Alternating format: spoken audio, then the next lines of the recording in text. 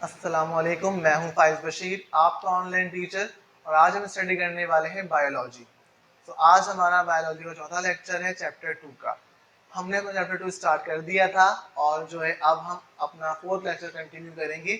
इससे पहले ज़रा हम देख लेते हैं कि हमने अब तक क्या पढ़ लिया चैप्टर 2 में। तो हमने अब तक चैप्टर 2 में सेल की स्टडी की थी कि सेल जो है वो एक बेसिक स्ट्रक्चरल फंक्शनल यूनिट है लिविंग ऑर्गेनिजम्स की बॉडी का। सेल जो है is a set of cell organelles which is made up of molecules just like protein, glucose, fats, lipids and etc. इसके बाद हमने बात कही थी कि सेल डिस्कवर होने से पहले माइक्रोस्कोप जो है वजूद में आया, माइक्रोस्कोप को इन्वेंट किया गया क्योंकि सेल का साइज इतना छोटा होता है कि आम इंसान उसे नहीं देख सकती। सही, तो पहले गैलीलियो साहब ने माइक्रोस्कोप को इन्वेंट किया, उसके बाद रॉबर्ट हुक साहब ने सेल को डिस्कवर किया, रॉबर्ट ब्राउन ने न्यूक्लियस को डिस्कवर किया और फिर शेल्डन, शवान और रुडोल्फ विर्चो ने एक सेल थ्योरी पेश करी जिसके 3 या 4 पॉइंट्स हैं। इसमें बताया गया कि आपके पास ये सेल जो है बेसिक यूनिट है लाइफ का, जितने भी जानदार हैं वो सेल से मिलकर बने हैं। नए सेल्स पुराने सेल्स के टूटने से ही बनते हैं और सेल्स के अंदर जो क्रोमोसोम है वो विरासती मादा है जो पेरेंट्स से कैरेक्टर्स उनको आपस में ट्रांसफर करता है। सही, फिर हमने डिस्कस किया था माइक्रोस्कोप को कि माइक्रोस्कोप को किस तरह काम करता है, कितनी टाइप्स है माइक्रोस्कोप की और कौन सी टाइप लेटेस्ट है, किस तरह उसको यूज किया जाता है, कौन कौन से पैरामीटर्स माइक्रोस्कोप में देखे जाते हैं उसको यूज करते वक्त। फिर हमने बात की थी कि सेल की क्लासिफिकेशन क्या है। तो एक सेल को डिवाइड किया गया है कुछ पार्ट्स के अंदर जिसे सेल ऑर्गेनल्स कहा जाता था। इसमें से कुछ मेजर हैं, कुछ माइनर हैं। For example cell wall, cell membrane, nucleus, chromosome, ये कुछ मेजर पार्ट्स थे, जबकि endoplasmic reticulum, Golgi bodies, ribosomes, mitochondria और कुछ इस तरह के पार्ट्स जो हैं वो सेल के सेल साइटोप्लाज्मिक ऑर्गेनल्स थे। सही, फिर हमने यहाँ पे बात, अब हम जो है वो वन बाय वन जो है वो डिस्कस करेंगे अपने हर एक ऑर्गेनल को, हर एक पार्ट को जो सेल का हिस्सा है। हम स्टडी करेंगे उसका स्ट्रक्चर कैसा है, उसका फंक्शन क्या है, वो काम क्या कर रहा है। सही है, तो आज हम डिस्कस करने वाले हैं सेल वॉल।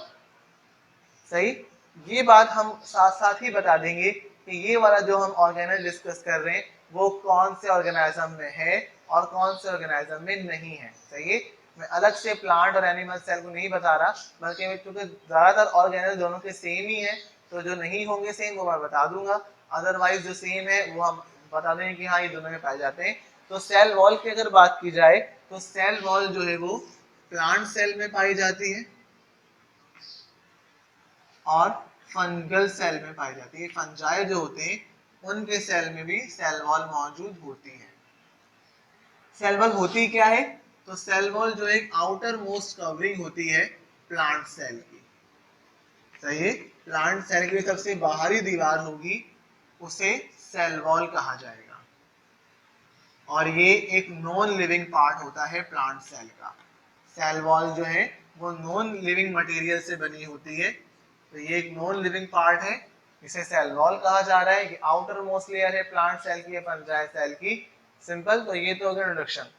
ये एनिमल सेल में नहीं होती, जो है एनिमल सेल में सेल वॉल नहीं होती, जबकि एनिमल सेल की outermost layer cell membrane ही होती है, प्लाज्मा मेम्ब्रेन ही होती है, वहां पे सेल वॉल एब्सेंट होती है। सेल वॉल जो है वो प्लांट सेल का पार्ट है, प्लांट सेल की आउटर मोस्ट लेयर है और ये एक नॉन लिविंग पार्ट है। अगर स्ट्रक्चर की बात की जाए तो जो स्ट्रक्चर है, जो अल्ट्रा माइक्रोस्कोपिक स्ट्रक्चर है, माइक्रोस्कोप में जो है रख के देखा गया, स्टडी किया गया जब प्लांट सेल को, तो जो है उन्होंने क्या देखा कि जो सेल वॉल तो मौजूद है लेकिन ये सेल वॉल जो है वो सेलुलोज की बनी हुई है। किसकी बनी हुई है? सेलुलोज की। सेलुलोज, सही है। Cellulose is a type of chemical material. सही है, जिस तरह अगर एक glucose, it's a polymer of glucose. Glucose तो पता है ना, C6H12O6। तो एक ग्लूकोज है वो सिंपल छोटा मॉलिक्यूल है ग्लूकोज। सही है, लेकिन जब यही ग्लूकोज आपस में एक चेन बना लें, बड़ी सी चेन बना लें और जो है बहुत सारे ग्लूकोज के मॉलिक्यूल आपस में जुड़ जाएं और एक बड़ा मॉलिक्यूल बनाने, जिसे पॉलीमर कहा जाएगा। फॉर एग्जांपल, अगर ये एक ग्लूकोज है, ये एक ग्लूकोज है, ये एक ग्लूकोज है, तो ये सारे अलग अलग तो स्मॉल मॉलिक्यूल है, मोनोमर कहलाएंगे, स्मॉल साइज के।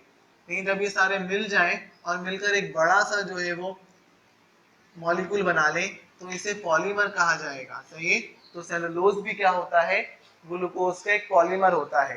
सही, स्टोर्ड जो ग्लूकोज है बॉडी के अंदर, प्लांट बॉडी के अंदर जो स्टोर्ड ग्लूकोज है वो सेलुलोज की फॉर्म के अंदर स्टोर किया है, तो ये it's a polymer of glucose. तो अल्ट्रा माइक्रोस्कोपी बताता है सेल वॉल का कि सेल वॉल जो है प्लांट की किससे बनी है, सेलुलोज से बनी है, और साथ वहां पर जो है वो पैक्टीन वगैरह भी मौजूद है। पैक्टीन जो है वो सॉल्ट्स होते हैं, कैल्शियम पैक्टेट, मैग्नीशियम पैक्टेट, ये सॉल्ट्स जो है वो काम करते हैं सीमेंटिंग मटेरियल का। सही, यानी ये दो सेल्स जो आपस में मौजूद हैं उनको आपस में जोड़ने का जो काम कर रहे हैं, सेल वॉल के अंदर जो फिल किए गए हैं वो पैक्टीन होते हैं। तो बेसिकली जो सेल वॉल बनी हुई है प्लांट सेल की वो सेलुलोज और पैक्टीन से मिलकर बनी है। केमिकली कंपोजिशन जो है, इसके अलावा जो फंजाई होते हैं, फंगल सेल जो है, उनकी सेल वॉल जो है वो काइटिन से मिलकर बनी होती है।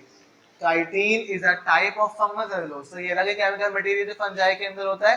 अदरवाइज हम प्लांट की बात करें तो प्लांट के अंदर सेलुलोज होता है और पैक्टीन होता है। सेलुलोज जो है वो फाइब्रस शक्ल में जो है वो क्रिस क्रॉस मैनर में अरेंज जो होता है पूरी सेल वॉल के अंदर, और इस तरह जो है वो सेलुलोज और पैक्टीन जो है वो कंपोजिशन है प्लांट सेल वॉल की। सही, जिससे जो मटेरियल जो है वो सिमेटिक मटेरियल से जो है वो सेलुलोज की मदद से पूरी सेल वॉल प्लांट की बनाई गई है। सही, सेल वॉल को डिवाइड किया गया है डिफरेंट पार्ट्स के अंदर। तो सेल वॉल को डिवाइड किया गया है 3 पार्ट्स के अंदर। The first one is primary wall, then secondary wall, and then middle lamella.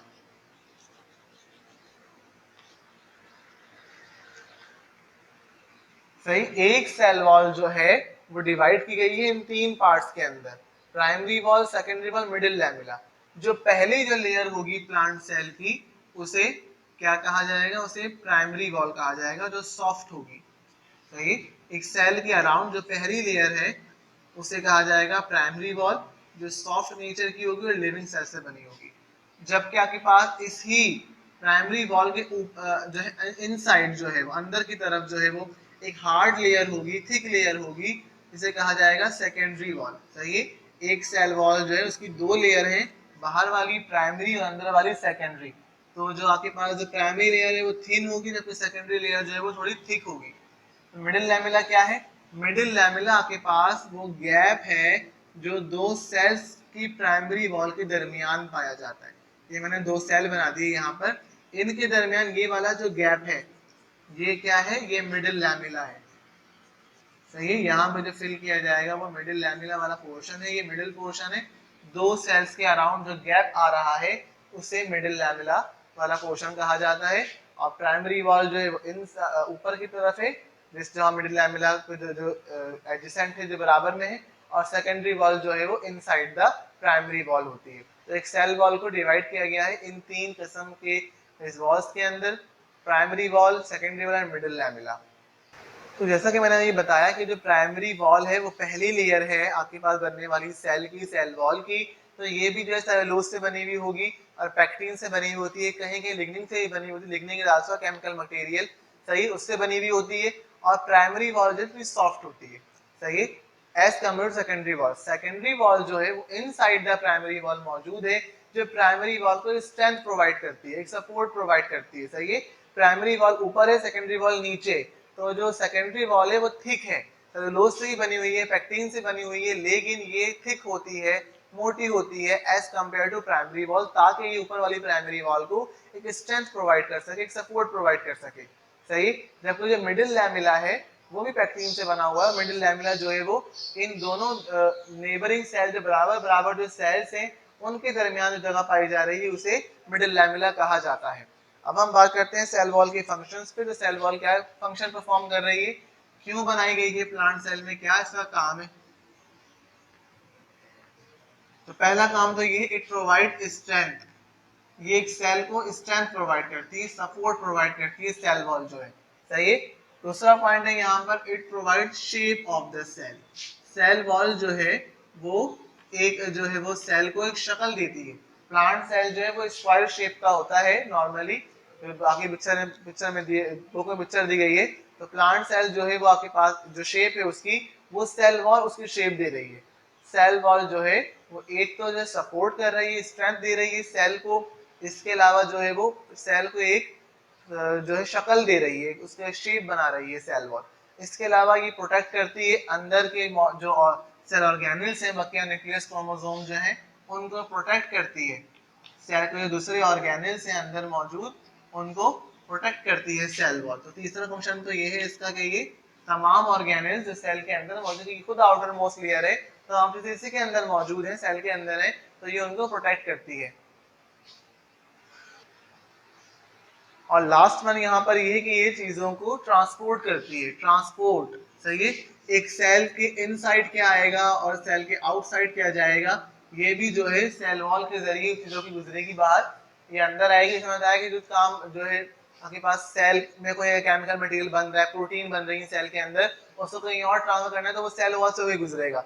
या सेल को कोई मिनरल चाहिए तो वो सेल वॉल के जरिए ही सेल के अंदर दाखिल होगा। तो सेल वॉल जो है वो एक ऐसी जो है लेयर है जो ट्रांसपोर्ट का काम भी करे, चीजों को यहाँ से वहां ट्रांसफर करने का, inside the cell and outside the cell. सही।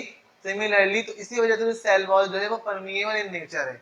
परमिएबल मतलब ये सब चीजों को अलाउ करती है कि इसमें से पास आउट हो जाए। Cell wall is permeable in nature. Permeable मतलब कि ये हर चीज को अलाउ करेगी कि वो इसके आर पार गुजर सके। सही। तो ये कुछ फंक्शन है आपके पास सेल वॉल के, कि वो आपके पास स्ट्रेंथ प्रोवाइड कर रही है, सपोर्ट प्रोवाइड कर रही है सेल को, वो प्रोटेक्ट कर रही है सेल के बकिया अंदर मौजूद ऑर्गेनल्स को, वो सेल को एक शेप प्रोवाइड कर रही है और साथ साथ ट्रांसपोर्ट का काम भी सर अंजाम दे रही है। तो सेल वॉल के 3-4 फंक्शंस हैं। तो यहाँ आपका टॉपिक खत्म हुआ आज का सेल वॉल। हम एक बार देखें हमने आज क्या पढ़ा। हमने आज पढ़ा सेल वॉल के बारे में। सेल वॉल जो है आपके पास प्लांट सेल की या फंगल सेल की आउटर मोस्ट लेयर होती है, आउटर मोस्ट कवरिंग होती है, और ये एक प्लांट सेल का नॉन लिविंग पार्ट होता है। माइक्रोस्कोप की बात की जाए तो सेल वॉल सेलुलोज से मिलकर बनी होती है। सेलुलोज क्या है? सेलुलोज ग्लूकोज एक पॉलीमर है जिसे सेल वॉल बनी भी होती है। और पैक्टीन यहाँ पे मौजूद है, ये भी एक केमिकल है, सॉल्ट होते हैं ये। और फंगल की सेल वॉल काइटिन से मिलकर बनी होती है। ये 3-4 केमिकल मटेरियल्स मिलकर सेल वॉल को बनाते हैं। सेल वॉल को डिवाइड किया गया है 3 लेयर्स के अंदर, प्राइमरी वॉल, सेकेंडरी वॉल और मिडिल वॉल।